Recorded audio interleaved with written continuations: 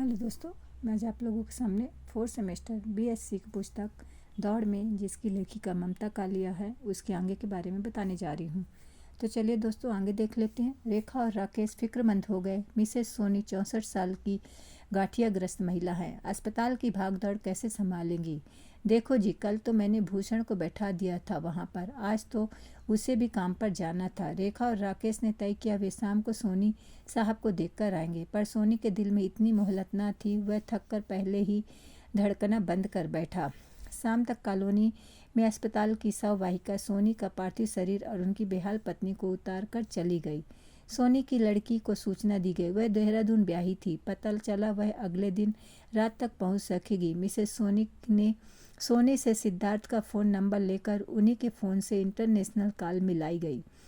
Mrs Soni पति के शोक में एकदम हतबुद्धि हो रही थी। फ़ोन में से वे सिर्फ रोती और कलपती रही, तेरे डैडी तेरे डैडी। तब फ़ोन मिन्हाज साहब ने संभाला।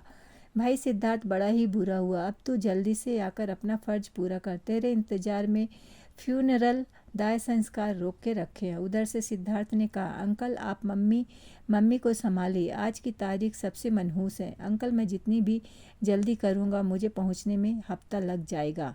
हफ्ते भर तक बॉडी कैसे पड़ी रहेगी? मिन्हाज साहब बोले, आप मुर्दा घर में रखवा दीजिए। यहाँ तो महीनों बॉडी मर्चुरी में रखी रहती है। जब बच्चों को फुर्सत होती है फ्यूनरल कर देते हैं। वहाँ की बात और है, हमारे मुल्क में एयर कंडीशन मुर्दा घर कहाँ है? आए ओए पुत्र, तेरा बाप ऊपर चला गया, तू इतनी दूर बैठा बहाने बना रहा है। जरा मम्मी को फ़ोन दीजिए। मिसेस सोनी को इस वक्त आंसू से ज़्यादा पसीना आ रहा था। वे उठ भी नहीं पा रही थी। तभी किसी की नज़र टीवी पर रखे कार्डलेस फ़ोन पर गई।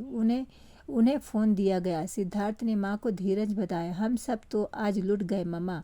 लोग बता रहे हैं मेरे आने तक डैडी को रखा नहीं जा सकता। आप ऐसा कीजिए, इस काम के लिए किसी को बेटा बनाकर दाह संस्कार करवाइए। मेरे लिए 13 दिन रुकना मुश्किल होगा। आप सब काम पूरे करवा लीजिए, मजबूरी है। मामा मेरा दिल रो रहा, मैं आपकी मुसीबत समझ रहा हूँ। और घर अनजान लोगों के लिए खुला मत छोड़िए। इंडिया में अपराध कितना बढ़ गया, हम BBC पर सुनते रहते हैं। फ़ोन पटक कर मिसेस सोनी आंखों पर पल्लू लगाकर सुबह उठी। क्या कहा बेटे ने? सबकी जिज्ञासा थी। मिसेस सोनी ने पड़ोसियों के आगे हाथ जोड़कर कहा, यह ऐसा काम है जो औरतें नहीं कर सकती। आप सब मेरे भाई हो।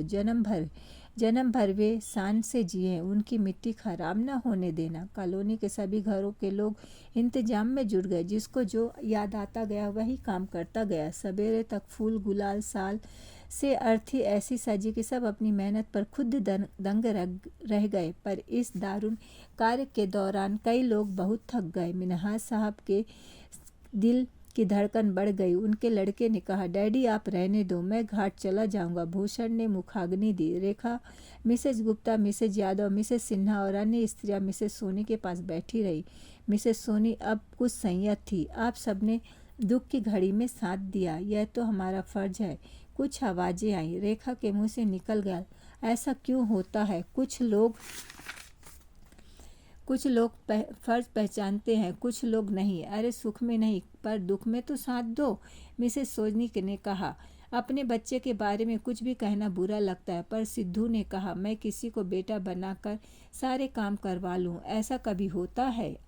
और रेडीमेड बेटे मिल जाए, यह कहाँ मुमकिन है? बाजार में सब चीज़ मोल मिल जाती है, पर बच्चे नहीं मिलते।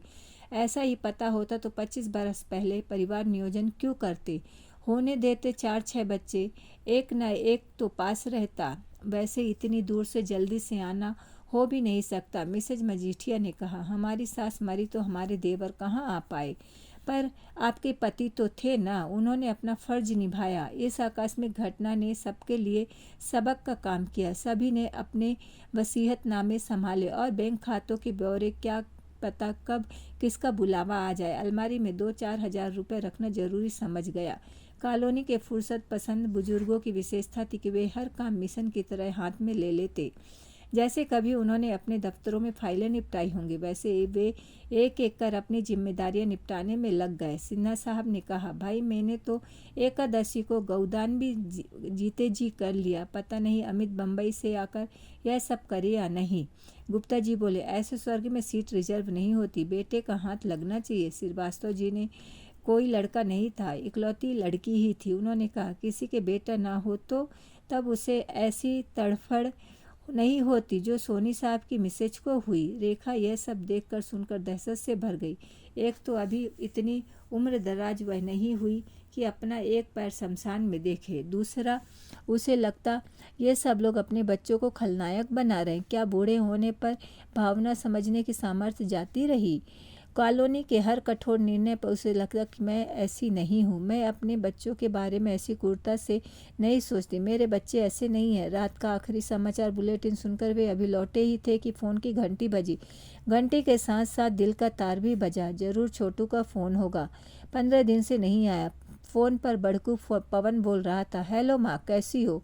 आपने फ़ोन नहीं किया? किया था, पर आंसरिंग मशीन के बोलने से पहले ही काट दिया। तुम घर में नहीं टिकते? अरे माँ, मैं तो यहाँ था ही नहीं, ढाका चला गया था। वहाँ से मुंबई उतरा तो सोचा स्टेला को भी देखता चलूँ। वह क्या, उसकी शक्ल भी भूलती जा रही है। तुमने जाने की खबर नहीं दी? आने की तो दे रहा हूँ, मेरा काम ही ऐसा है, अटैची हर वक्त तैयार रखनी पड़ती है। और सुनो, तुम्हारे लिए ढाकई साड़ी लाया हूँ। निहाल हो गई रेखा। इतनी दूर जाकर उसे माँ की याद बनी रही। तुरंत बहू का ध्यान आया, स्टेला के लिए भी ले आनी थी। लाया था माँ, उसे और छोटी मम्मी को पसंद ही नहीं आई। स्टेला को वहीं से जीन्स दिला दी। चलो, तुम्हारे लिए तीन हो गई, साल भर की छुट्टी। मैंने तो तुमसे मांगी नहीं। रेखा का स्वर कठिन हो आया। एक अच्छे मैनेजर की तरह पवन पिता से मुखातिब हुआ। पापा, इतवार से मैं स्वामी जी के ध्यान शिविर में 4 दिन के लिए जा रहा हूँ। सिंगापुर से मेरे बॉस अपनी टीम के साथ आ रहे हैं। वे ध्यान शिविर देखना चाहते हैं। आप भी मनपक्कम आ जाइए, आपको बहुत शांति मिलेगी। आपके अखबार का एक विशेषांक प्लान कर लीजिए। स्वामी जी पर विज्ञापन खूब मिलेंगे। यहाँ उनकी बहुत बड़ी शिष्य मंडली है। राकेश हूँ हाँ करते रहे। उनके लिए जगह की दूरी, भाषा का परिचय, छुट्टी की किल्लत, कई रोड़े थे राह में। वे इसी में मग्न थे कि पुन्नू उन्हें बुला रहा है। छोटू की कोई खबर? हाँ पापा, उसका ताइपे से खत आया था। जब उसका ठीक चल रहा है, पर उसकी चाल ढाल ठीक नहीं लगी। वह वहाँ की लोकल पॉलिटिक्स में हिस्सा लेने लगा। यह चीज़ घातक हो सकती है। राकेश घबरा गए। तुम्हें उसे समझाना चाहिए। मैंने फ़ोन किया था, वह तो नेता की तरह बोल रहा था। मैंने कहा, नौकरी को नौकरी की तरह करो, उसमें उसूल सिद्धांत ठोकने की क्या ज़रूरत? उसने कह रहा था भैया, यह मेरे अस्तित्व का सवाल है। रेखा को संकट का आभास हुआ। उसने फ़ोन राकेश से ले लिया। बेटे, उसको कहो फ़ौरन वापस आ जाए। उसे चीन ताइवान के पचड़े में क्या मतलब? माँ, मैं समझा ही सकता हूँ। वह जो करता उसकी जिम्मेदारी है। कई लोग ठोकर खाकर ही संभलते। पुन्नू तेरा इकलौता भाई है, सगन, और तू पल्ला झाड़ रहा है। माँ, तुम फ़ोन करो, चिट्ठी लिखो। अड़ियल लोगों के लिए मेरी बर्दाश्त काफ़ी कम हो गई है। मेरी कोई शिकायत मिले तो कहना। दहशत से दहल गई रेखा। तुरंत छोटू को फ़ोन मिला। वह घर पर नहीं था। उसे ढूंढने में 2-2.5 घंटे लग गए। इस बीच माता पिता का बुरा हाल हो गया। राकेश बार बार बाथरूम जाते। रेखा साड़ी के पल्लू में अपनी खांसी दबाने में लगी रही। अंततः छोटू से बात हुई। उसने समीकरण समझाया। ऐसा है पापा, अगर मैं लोकल लोगों के समर्थन में नहीं बोलूँगा तो ये लोग मुझे नष्ट कर देंगे। तुम यहाँ घर चले आओ। इन्फोटेक सूचना तकनीकी में यहाँ भी अच्छी अच्छी नौकरियाँ हैं। यहाँ मैं जम गया हूँ। परदेश में आदमी कभी नहीं जम सकता। तंबू का कोई ना कोई खूंटा उखड़ा ही रहता। हिंदुस्तान अगर लौटा तो अपना काम करूँगा। यह तो और भी अच्छा है, पर पापा उसके लिए कम से कम 30-40 लाख रुपए की ज़रूरत होगी। मैं आपको लिखने ही वाला था। आप कितना इंतज़ाम कर सकते? बाकी जब मैं जमा कर लूँ तब आऊँ। राकेश गड़बड़ा गए। तुम्हें पता है घर का हाल, कितना कमाते हैं उतना खर्च कर देते हैं। सारा पोंछ पाछ कर निकाले तो भी 1.5 से ज़्यादा नहीं होगा। इसी बिना पर मुझे वापस बुला रहे। इतने में तो पीसीओ भी नहीं खुलेगा। तुमने भी कुछ जोड़ा होगा इतने वर्षों में, पर वह काफ़ी नहीं है। अपने इतने वर्षों में क्या किया? दोनों बच्चों का खर्च आपके सिर में से उठ गया। घूमने आप जाते नहीं, पिक्चर आप देखते नहीं, दारू आप पीते नहीं, फिर आपके पैसे का क्या हुआ? राकेश आगे नहीं बोल पाए। बच्चा उनसे रुपए आने पाई में हिसाब मांग रहा। रेखा ने फ़ोन झपट कर कहा, तू कब आ रहा है छोटू? सघन ने कहा, माँ जब आने लायक हो जाऊंगा तभी आऊँगा, तुम्हें थोड़ा इंतज़ार करना होगा। यहाँ इस तरह से जो दौड़ की कहानी है ख़त्म होती है कि रेखा और जो उसके राकेश हैं उनके बच्चे किस तरह से उनसे अलग हो जा रहे हैं और किस तरह से जवाब दे रहे हैं। ये दौड़ में आजकल की दुनिया में जो दौड़ है उसी के हिसाब से एक छोटा सा उपन्यास लिखा गया। तो दोस्तों यहीं तक था। धन्यवाद।